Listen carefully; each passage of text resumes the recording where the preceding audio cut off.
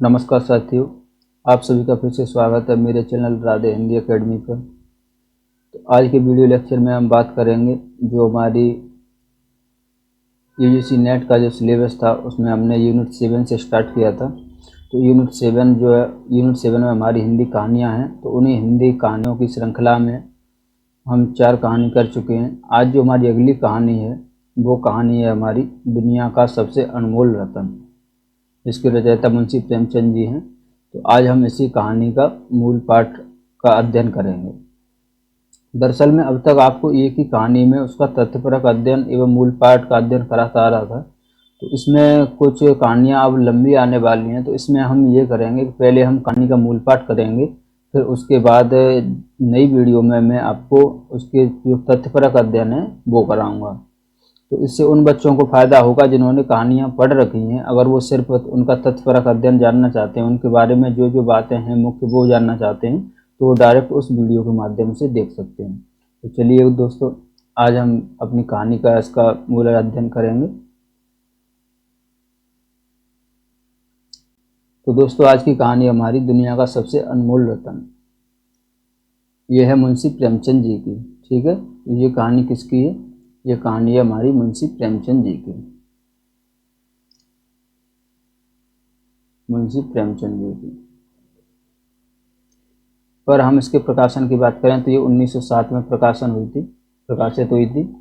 ये 1907 में इसका प्रकाशन हुआ था और 1908 में ये हमारी उनके एक जो कहानी संग्रह हुआ था सोजे वतन, उसमें यह कहानी संकलित की गई थी।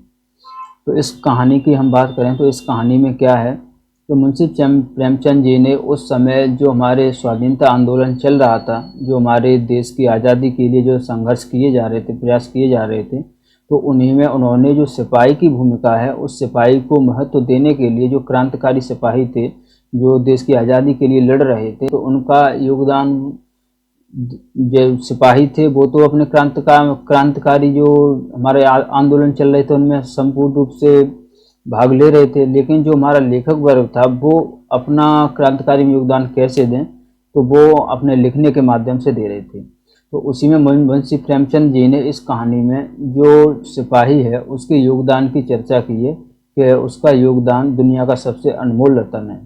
यानी उन्होंने दुनिया का सबसे अनमोल रतन जो बताया था, वो सिपाही की आंख से निकला हुआ जो आंसू है उसी को उन्होंने दुनिया का सबसे अनमोल रतन बताया है। यानी देश की हिफाजत में जो सिपाही का आंसू निकला हुआ है वो ही दुनिया का सबसे अनमोल रतन है। तो इसमें हम आगे चलते हैं। तो इसमें हम देखेंगे कि एक है दिलफिगार। ठीक है दोस्तों, इसमें जो मेन कैरेक्टर है वो है दिलफिगार और दिलफरेब। दिलफिगार और है दिलफरेब, मलका दिलफरेब।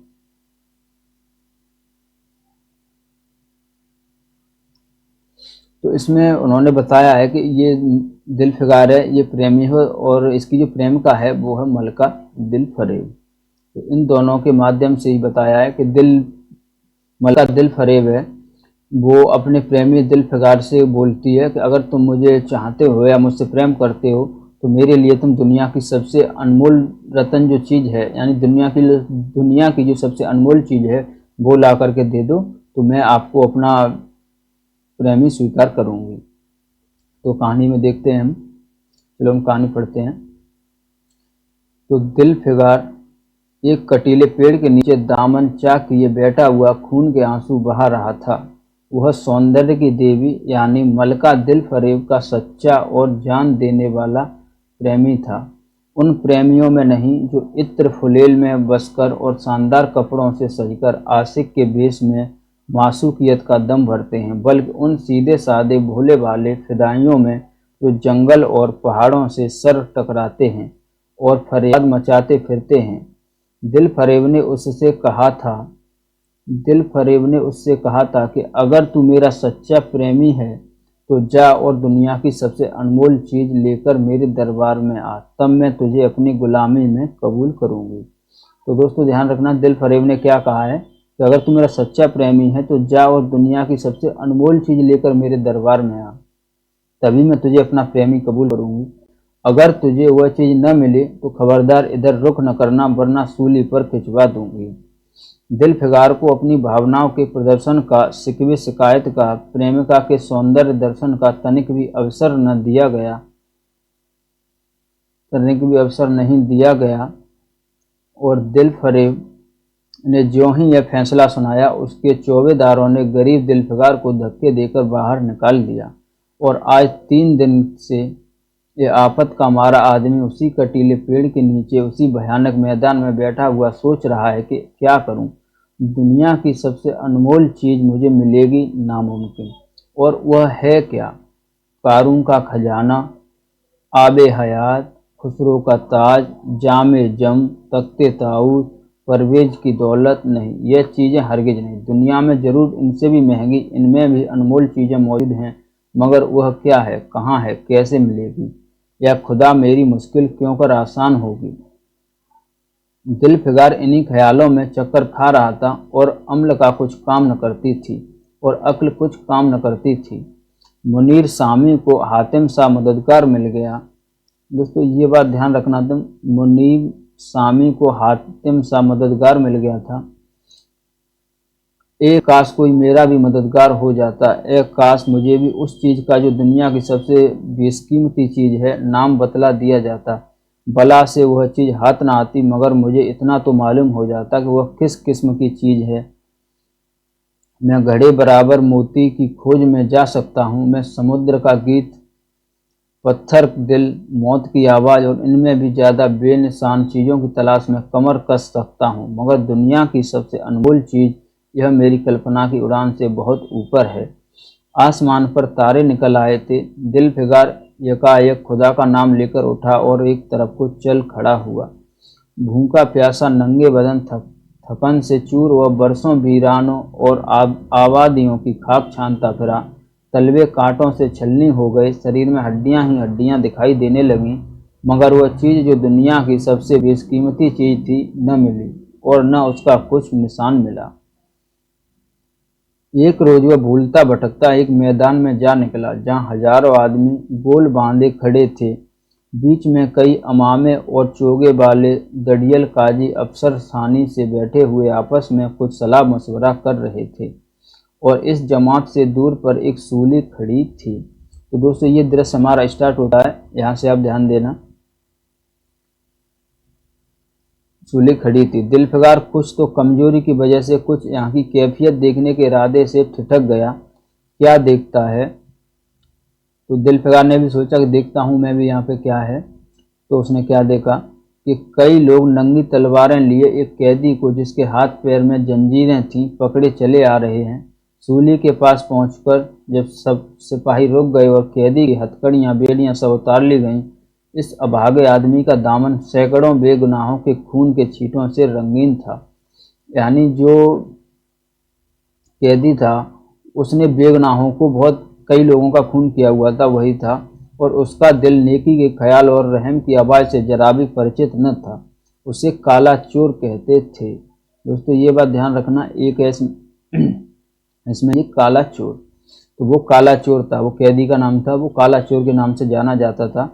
सिपाहियों ने उसे सूली के तख्ते पर खड़ा कर दिया, मौत की फांसी उसकी गर्दन में डाल दी और जल्लादों ने तख्ता खींचने का इरादा किया कि वह अभागा मुजरिम चीख कर बोला, खुदा के वास्ते मुझे एक पल के लिए फांसी से उतार दो ताकि अपने दिल की आखिरी आरजू निकाल लूं। यह सुनते ही चारों तरफ सन्नाटा छा गया। लोग अचंभे में आकर ताकने लगे। काजियों ने एक मरने वाले आदमी की अंतिम याचना को रद्द करना उचित न समझा और बदनसीब पापी काला चोर जरा देर के लिए फांसी से उतार लिया गया। तो जो फांसी देने वाले थे उन्होंने कहा कि ठीक है भाई, तेरी क्या ख्वाहिश है वो हम पूरी करेंगे, तो उन्होंने उससे फांसी से उतार लिया। इस भीड़ में एक खूबसूरत भोला भाला लड़का एक छड़ी पर सवार होकर अपने पैरों पर उछल उछल फर्जी घोड़ा दौड़ा रहा था। तो इसी भीड़ का एक दृश्य है, इसमें एक लड़का और था। तो वो लड़का क्या कर रहा था कि उसके पास एक छड़ी थी, वो छड़ी पर ऐसे बैठा घूम रहा था, मतलब खेल रहा था कि जैसे वो किसी घोड़े पर बैठा हो, और अपनी सादगी की दुनिया में ऐसा मगन था कि जैसे वह इस वक्त सचमुच किसी अरबी घोड़े का सहसवार है। उसका चेहरा उस सच्ची खुशी से कमल की तरह खिला हुआ था जो चंद दिनों के लिए बचपन ही में हासिल होती है। और जिसकी याद हमको मरते दम तक नहीं भूलती। दोस्तों ये वाली लाइनें मैंने इसलिए हाईलाइट की हुई हैं कि एनटीए में ऐसे क्वेश्चन अक्सर पूछे जाते हैं। वो आपको 2-3 लाइनें दे देगा और पूछेगा कि ये लाइनें किस कहानी से ली गई हैं। तो ये वाली लाइनें हैं जो मोस्ट इम्पोर्टेंट हैं, जो कई बार एग्जाम में आ भी चुकी हैं कि ये लाइनें किस कहानी से ली गई हैं। तो आप एक कहानी को इस हिसाब से भी देखते चलना कि कौन सी कहानी में कौन कौन सी लाइनें इम्पोर्टेंट हो सकती हैं, मैं अपने हिसाब से आपको बताता चलूँगा।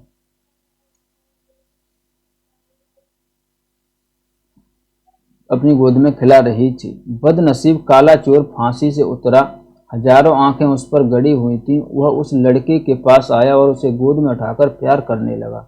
उसे इस वक्त वह जमाना याद आया जब वह खुद ऐसा ही भोला भाला, ऐसा ही खुश खुर्रम और दुनिया की गंदगी से ऐसा ही पाक साफ था। माँ गोदियों में खिलाती थी, बाप बलाएं लेता था और सारा कुनबा जान न्यौछावर करता था। आह, काले चोर के दिल पर इस वक्त बीते हुए दिनों की याद का इतना असर हुआ कि उसकी आंखों से, जिन्होंने दम तोड़ती हुई लाशों को तड़पते देखा, और न झपकी आंसू का एक कतरा टपक पड़ा। दिल फिगार ने लपक कर उस अनमोल मोती को हाथ में ले लिया। तो दोस्तों ध्यान रखना, जब उस काले चोर ने उस बच्चे को अपनी गोद में लिया और वो अपनी बचपन की स्मृतियों में खो गया कि वो अभी पहले ऐसा ही था, उसकी माँ उसे खिलाया करती थी, बाप दुआएं देता था और वो ऐसे ही सच्चा बालक था। तो जब उसे वह सब याद आया तो उसकी आंख से आंसू आ गया। तो वहीं पे दिल फिगार ये सब देख रहा था। तो जैसे ही उसका आंसू टपका तो दिल फिगार ने लपक कर उस अनमोल मोती को अपने हाथ में ले लिया और उसके दिल ने कहा कि बेशक ये दुनिया की सबसे कीमती चीज़ है, जिस पर तख्ते ताउस, जामे जम और आबे हयात की सर जरे परवेज सब न्यौछावर हैं। तो उसने जो दुनिया की सबसे अनमोल रतन चीज उसकी प्रेमिका मलका दिल फिगार ने मांगी थी, तो उसने सोचा कि यही सच्ची चीज़ है, तो वह इसी को लेकर उसके यहाँ जाता है। तो आगे हम देखते हैं कहानी में। इस ख्याल से खुश होता, कामयाबी की उम्मीद में सरमस्त दिल फिगार अपनी मासूका दिल फरेब के शहर मीनो सवाद को चला गया। दोस्तों ये ध्यान रखना को जो उसकी दिल फिगार है तो उसका शहर कौन सा है, ये उसका शहर है मीनो सवाद। ठीक है। मगर ज्यों ज्यों मंजिलें तय होती जाती थीं उसका दिल बैठा जाता था कि कहीं उस चीज़ की जिससे मैं दुनिया की सबसे बेशकीमती चीज़ समझता हूँ, दिल फरेब की आंखों में कद्र न हुई तो मैं फांसी पर चढ़ा दिया जाऊंगा और इस दुनिया से नामुराद जाऊंगा। लेकिन जो हो सो हो, अब तो किस्मत आजमाई है। आखिरकार पहाड़ और दरिया तय करते शहर मीनू सामने आ पहुंचा और दिल फरेब की डोरी पर जाकर विनती की थकान से टूटा हुआ दिल फिगार खुदा के फजल से हुक्म की तालीम करके आया है और आपके कदम चूमना चाहता है। तो उसने जैसे ही वो मलका के पास पहुंचा, उसके दरबार में पहुंचा, तो उसने दरबारियों से कहा कि मलका से जाके कह दो कि वो उससे मिलना चाहता है या अपनी शर्त पे वो आया है। तो दिल फिगार ने फौरन अपने सामने बुला भेजा और एक सुनहरे पर्दे की ओर से फरमाइश की कि वह अनमोल चीज पेश करो। दिल फिगार ने आशा और भय की एक विचित्र मन स्थिति में वह बूंद पेश की जो उसकी सारी कैफियत बहुत पुरअसर लफ्जों में बयान की। उसने वो आंसू उसके सामने पेश किया और उसकी जो भी कहानी थी कि ये काला चोर था, उसको फांसी दी जा रही थी, उसने वो सब वर्णन किया। दिल फरेब ने पूरी कहानी बहुत गौर से सुनी और वह भेंट हाथ में लेकर जरा देर तक गौर करने के बाद बोली, दिल फिगार, बेशक तूने दुनिया की एक बेशकीमती चीज़ ढूंढ निकाली, तेरी हिम्मत और तेरी सूझबूझ की दाद देती हूँ, मगर यह दुनिया की सबसे बेशकीमती चीज़ नहीं। इसलिए तू यहाँ से जा और फिर कोशिश कर, शायद अब की तेरे हाथ वह मोती लगे और तेरी किस्मत में मेरी गुलामी लिखी हो। जैसा कि मैंने पहले ही बतला दिया था, मैं तुझे फांसी पर चढ़वा सकती हूँ, मगर मैं तेरी जाँ वापसी करती हूँ, इसलिए कि तुझमें वह गुण मौजूद है जो अपने प्रेमी में देखना चाहती हूँ और मुझे यकीन है कि तू जरूर कभी न कभी कामयाब होगा। तो दिल फिगार ने उसको मना कर दिया कि नहीं, ये बेशकीमती चीज़ नहीं है, तू फिर से जा, फिर से कोशिश कर, तू शायद ढूंढ सकता है। तो नाकाम और नामुराद दिल फिगार इस मासूकाना इनायत से जरा दिलेर होकर बोला, ए दिल की रानी, बड़ी मुद्दत के बाद तेरी डोरी पर सजदा करना नसीब होता है, फिर खुदा जाने ऐसे दिन कब आएंगे। क्या तू अपने जान देने वाले आशिक के बुरे हाल पर तरस न खाएगी और क्या अपने रूप की एक झलक दिखाकर इस जलते हुए दिल फिगार को आने वाली शक्तियों को झेलने की ताकत न देगी। तेरी एक मस्त निगाह के नशे से चूर होकर मैं वह कर सकता हूँ जो आज तक किसी से न बन पड़ा हो। दिल फरेब आशिक की यह चाव भरी बातें सुनकर गुस्सा हो गई और हुक्म दिया कि इस दीवाने को खड़े खड़े दरबार से निकाल दो। चौबेदार ने फौरन गरीब दिलफिकार को धक्के देकर यार के कूचे से निकाल लिया। तो दिलफिकार ने उसे मना कर दिया कि नहीं जा, पहले वो शर्त पूरी कर, उसके बाद मैं तुझे अपने दर्शन दूंगी। तो कुछ देर तक दिलफिकार अपनी निष्ठुर प्रेमिका की इस कठोरता पर आंसू बहाता रहा और सोचने लगा कि कहाँ जाऊं। मुद्दतों रास्ते नापते और जंगलों में भटकने के बाद आंसू की यह बूंद मिली थी। अब ऐसी कौन सी चीज़ है जिसकी कीमत इस आबदार मोती से ज़्यादा हो। हजरते खिज तुमने सिकंदर को आहवे हयात के कुएं का रास्ता दिखलाया था, क्या मेरी बाह न पकड़ोगे। सिकंदर सारी दुनिया का मालिक था, मैं तो एक बेघरबार मुसाफिर हूँ। तुमने कितनी ही डूबती किश्तियाँ किनारे लगाई हैं, मुझ गरीब का बेड़ा भी पार करो। ए आली मुकाम जिब्रील, कुछ तुम्हें इस निमजान दुखी आशिक पर तरस खाओ। तुम खुदा के एक खास दरबारी हो, क्या मेरी मुश्किल आसान न करोगे। गरज यह है कि दिलफिकार ने बहुत फरियाद मचाई मगर उसका हाथ पकड़ने के लिए कोई सामने न आया। आखिर निराश होकर वह पागलों की तरह दोबारा एक तरफ को चल पड़ा हुआ। तो वो फिर से चलने लगा, सोचता हुआ कि काश कोई मेरी मदद करे। दिलफिकार ने पूरब से पश्चिम तक और उत्तर से दक्षिण तक कितने ही जंगलों और वीरानों की खाक छानी, कभी बर्फिस्तानी चोटियों पर सोया, कभी डरावनी घाटियों में भटकता फिरा, मगर जिस चीज़ की धुन थी वह न मिली। यहाँ तक कि उसका शरीर हड्डियों का एक ढांचा रह गया। एक रोज शाम के वक्त किसी नदी के किनारे खस्ता हाल पड़ा हुआ था। बेखुदी के नशे से चौंका तो क्या देखता है कि चंदन की एक चिता बनी हुई है। तो दोस्तों ये हमारा दूसरा दृश्य है, जब वो दूसरी बेशकीमती चीज़ ढूंढता है, तो इस पर आप ध्यान देना। और उस पर एक युवती सुहाग के जोड़े पहने 16 श्रृंगार किए बैठी थी। यानी दोस्तों दूसरा दृश्य हमारा क्या है कि जैसे ही वो अपनी नींद से जागा तो उसने क्या देखा कि एक युवती है जो सुहाग के जोड़े पहने 16 श्रृंगार किए बैठी है। उसकी जांग पर उसके प्यारे पति का सर है। हजारों आदमी गोल बांधे खड़े हैं और फूलों की बरखा कर रहे हैं। यकायक चिता में से खुद एक लपट उठी। सती का चेहरा उस वक्त पवित्र भाव से आलोकित हो रहा था। यानी एक प्रेमी प्रेमिका थे, तो उसका प्रेमी की मृत्यु हो गई थी। तो जैसा कि हमारे यहाँ होता है कि स्त्रियों को उसमें सती होना पड़ता है, तो उसी का दृश्य था। तो चिता की पवित्र लिपटें उस गले से लिपट गईं और दम के दम वह फूल सा शरीर राख का ढेर हो गया। प्रेमिका ने अपने प्रेमी पर न्यौछावर कर दिया और दो प्रेमियों के सच्चे पवित्र अमर प्रेम की अंतिम लीला आंख से ओझल हो गई। जब सब लोग अपने घरों को लौटे तो दिलफिकार चुपके से उठा और अपने चाक दामन कुर्ते में राख का ढेर समेट लिया और इस मुट्ठी भर राख को दुनिया की सबसे अनमोल चीज समझता हुआ सफलता के नशे में चूर यार के कूचे की तरफ चला। तो उसने क्या किया कि उनकी जो राख थी, जब सब लोग अपने अपने घर चले गए तो उसने वही राख उठा ली और वो राख लेके उसके अपनी प्रेमिका के यहाँ पे चल दिया कि अगर कोई चीज़ दुनिया में सबसे अनमोल रतन है, दुनिया की सबसे अनमोल चीज़ यही हो सकती है। यही सोचकर वो मलिका के यहाँ पे चल दिया। तो अब की ज्यों ज्यों वो अपनी मंजिल के करीब आता था उसकी हिम्मतें बढ़ती जाती थीं। वो उसके दिल में बैठा हुआ कह रहा था कि अब की तेरी जीत है। इस ख्याल ने उसके दिल को ज्यों ज्यों सपने दिखाए उनकी चर्चा व्यर्थ है। आखिरकार वह शहर मीनू स्वाद में दाखिल हुआ। दोस्तों ये शहर का नाम बार बार आ रहा है, तो ये आप जरूर ध्यान रखना कि शहर कौन सा है दिल फरेब का। तो शहर मीनू स्वाद में दाखिल हुआ।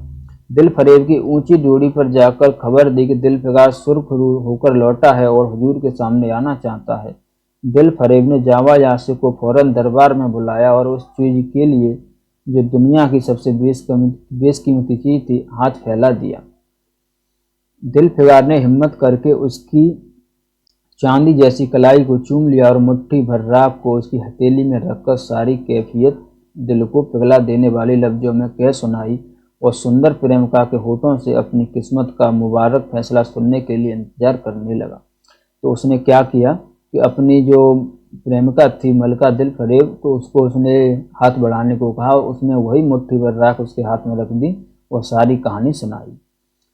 तो आगे क्या हुआ दिल फरेब ने उस मुट्ठी भर राख को आंखों से लगा लिया। कुछ देर तक विचारों के सागर में डूबे रहने के बाद बोली, ए जान निछावर करने वाले आशिक दिल फिगार, बेशक यह राख जो तू लाया है, जिसमें लोहे का सोना कर देने की सिफत है, दुनिया की बहुत बेशकीमत चीज़ है, और मैं सच्चे दिल से तेरी एहसानमंद हूँ कि तूने ऐसी अनमोल भेंट मुझे दी।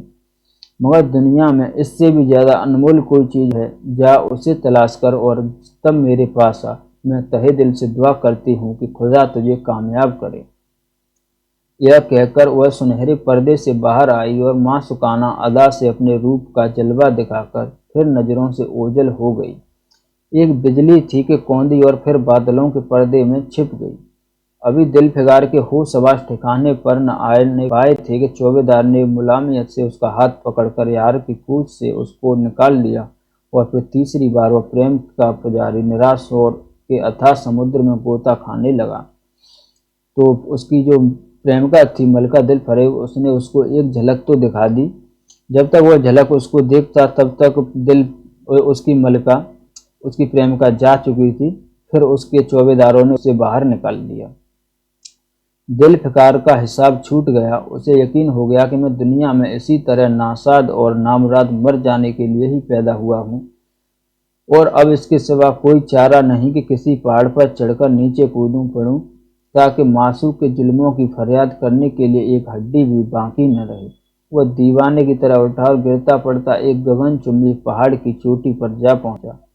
किसी और समय वो ऐसे ऊंचे पहाड़ पर चढ़ने का साहस न कर सकता था, मगर इस वक्त जान देने के जोश में उसे वह पहाड़ एक मामूली टेकरी से ज़्यादा ऊंचा न नजर आया।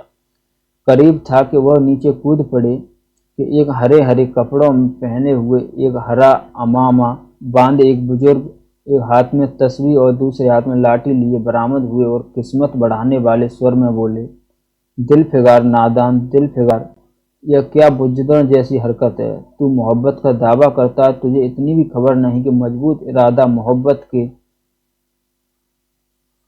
रास्ते की पहली मंजिल है। मर्द बन, मर्द बन और ज्यों हिम्मत न हार। पूरब की तरफ एक देश है जिसका नाम है हिंदुस्तान, वहाँ जा तेरी आरज़ू पूरी होगी। तो जैसे वो मरने के इरादे से पहाड़ी से कूदने वाला था, तो तभी वहाँ पे बुजुर्ग आता है और उससे कहता है कि तू ये क्या बुजदिलों कैसी हरकत कर रहा है। कम से कम अगर तू प्रेमी है तो भाई प्रेमी जैसा हिसाब तो कर, प्रेमी जैसी बात तो कर, तू मर्द बन। तो फिर वह बुजुर्ग उसको बताता है कि पूरब की तरफ एक देश है जिसका नाम हिंदुस्तान है, वहीं तेरी आरज़ू पूरी होगी। यह कहकर हजरत खिज्र गायब हो गई। दिल फिगार ने शुक्रिया की नजाम अदा की और ताज़ा हौसले, ताज़ा जोश और अलौकिक सहायता का सहारा पाकर खुश खुश पहाड़ से उतरा और हिंदुस्तान की तरफ चल पड़ा। मुद्दतों तक कांटों से भरे हुए जंगलों, आग बरसाने वाले रेगिस्तानों, कठिन घाटियों और अलंग पर्वतों को तय करने के बाद दिल फिगार हिंद की पाक सर जमीन में दाखिल हुआ और एक ठंडे पानी के सोते में सफ़र की तकलीफें धोकर थकान के मारे नदी के किनारे लेट गया। शाम होते होते वह एक चटियल मैदान में पहुंचा जहां बेशुमार अधमरी और बेजान लाशें बिना कफन के पड़ी हुई थीं।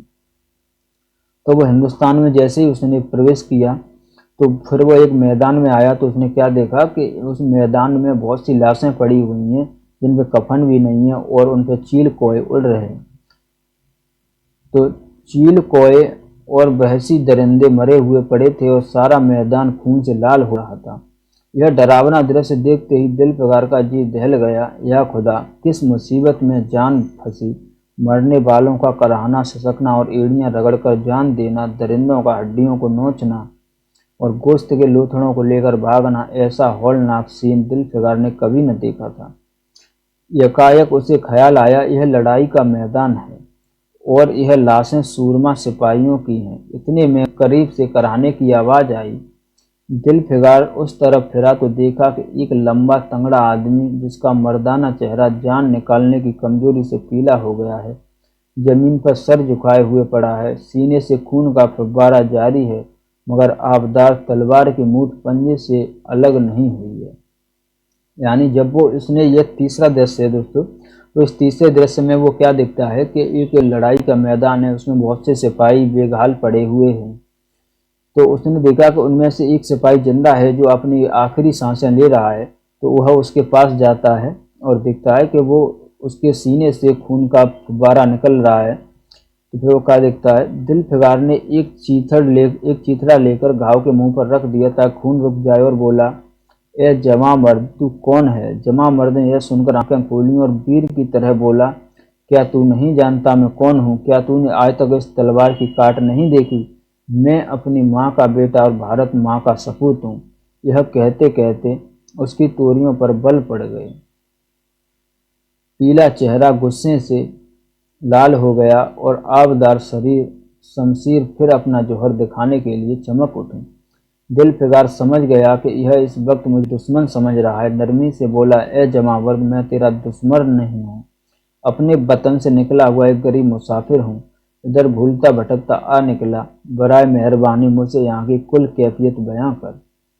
यह सुनते ही घायल सिपाही बहुत मीठे स्वर में बोला, अगर तू मुसाफिर है तो आ मेरे खून से तर पहलू में बैठ जा, क्योंकि यही 2 अंगुल जमीन है जो मेरे पास बाकी रह गई है, और जा, सिवाय मौत के कोई नहीं छीन सकता।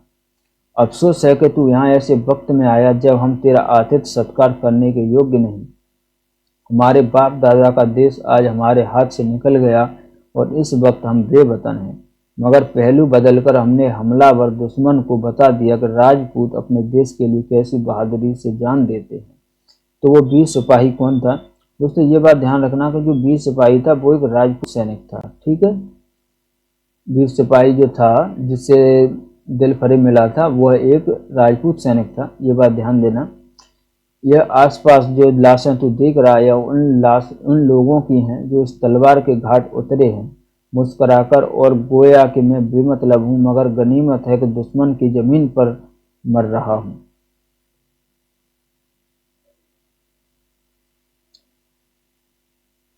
सीने के घाव से चीथड़ा निकालकर क्या तूने ये मरहम रख दिया? खून निकलने दे, इस रोकने से क्या फ़ायदा?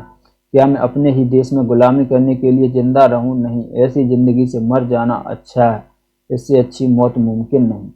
तो उसने जो दिलफरेब ने जो उसके सीने पर खून निकल रहा था उसमें जो कपड़ा लगा दिया था, तो उस कपड़े को निकालते हुए वो कह रहा है, क्या यार तू मुझे जिंदा रखना चाहता है, लेकिन मैं जिंदा नहीं रहना चाहता, गुलामी में मैं जिंदा नहीं रह सकता। तो जमा मर्द की आवाज़ मदबुद्ध हो गई, अंग ढीले पड़ गए, खून इतना ज़्यादा बह गया कि खुद ब खुद बंद हो गया, रह रहकर एक आध बूंद टपक पड़ता था। आखिरकार सारा शरीर बेदम हो गया, दिल की हरकत बंद हो गई और आंखें मूंद गईं। दिलफिगार ने समझा अब काम तमाम हो गया कि मरने वाले ने धीमे से कहा, भारत माता की जय, और उसके सीने से खून का आखिरी कतरा निकल पड़ा। एक सच्चे देश प्रेमी और देशभक्त ने देशभक्ति का हक अदा कर दिया। दिलफिगार पर इस दृश्य का बहुत गहरा असर पड़ा और उसके दिल ने कहा, बेशक दुनिया में खून के इस कतरे से ज़्यादा अनमोल चीज़ कोई नहीं हो सकती।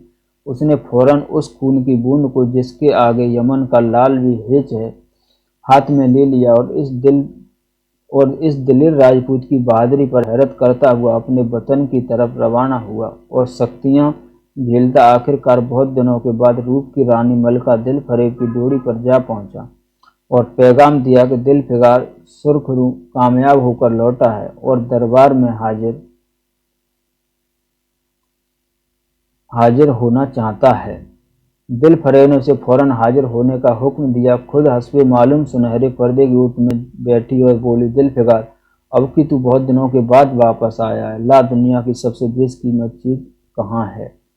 तो उसने उस सिपाही के जो सीने से आखिरी बूंद खून की निकली हुई थी उसको उसने लिया और उसने सोचा कि यही दुनिया की सबसे अनमोल बेशकीमत चीज़ हो सकती है। तो तुरंत उसे लेकर अपनी मलका दिलफरेब के शहर मीनू साहब में लौटा और उसने बुलावा भेजा कि वह मैं आ गया हूँ और मैं वो चीज़ पेश करना चाहता हूँ। तो यह सुनकर उसकी जो प्रेमिका थी मलका दिलफरेब, वो आई और बोली कि ला मुझे वो वाली चीज़ दे। तो दिलफिगार ने मेहंदी रची हथेलियों को चूमते हुए खून का वो कतरा उस पर रख दिया और उसकी पूरी कैफियत पुरसोज लहजे में सुनाई। वह खामोशी भी न होने पाया था कि एकाएक वह सुनहरा पर्दा हट गया और दिलफिगार के सामने हुस्न का एक दरबार सजा हुआ नजर आया, जिसकी एक एक नाज़नीन जुलेखा से बढ़ाकर थी। तो उसने जैसे ही वह अपनी जो बूंद लेकर आया था सिपाही की, तो उसने उसे दी और उसका पूरा किस्सा सुनाया कि ये बूंद उसको कैसे मिली। दिल फरेब बड़ी शान से एक साथ सुनहरी मसनद पर सुशोभित हो रही थी। दिल फिगार हुस्न का एक तिलस्म देखकर अचंभे में पड़ गया और चित्रलिखित सा खड़ा रहा कि दिल फरेब मसनद से उठी और कई कदम आगे बढ़कर उससे लिपट गई। गाने वालियों ने खुशी के गाने शुरू किए, दरबारियों ने दिल फिगार को नजरें भेंट की और चांद सूरज को बड़ी इज्जत के साथ मसनद पर बैठा दिया। तो फिर उसने उसकी ये भेंट स्वीकार कर ली और उसे अपना प्रेमी मान लिया और उसको गले से लगाकर वो लिपट गई, उससे उसके गले से लिपट गई, बैठा दिया। जब वह लुभावना गीत बंद हुआ तो दिल फरेब खड़ी हो गई और हाथ जोड़कर जो प्रेमिका थी उसकी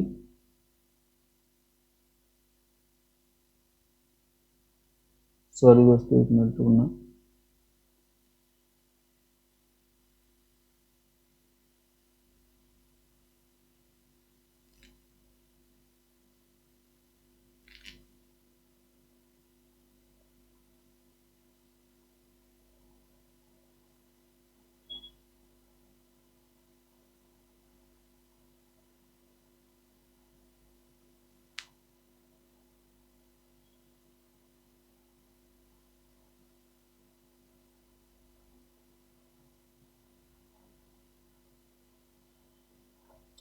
तो वह जुएगा हाथ बोली, ए जानिसार आशिक दिल फिगार, मेरी दुआएं बर आईं और खुदा ने मेरी सुन ली और तुझे कामयाब व सुरखरू किया। आज से तू मेरा मालिक है और मैं तेरी लौंडी।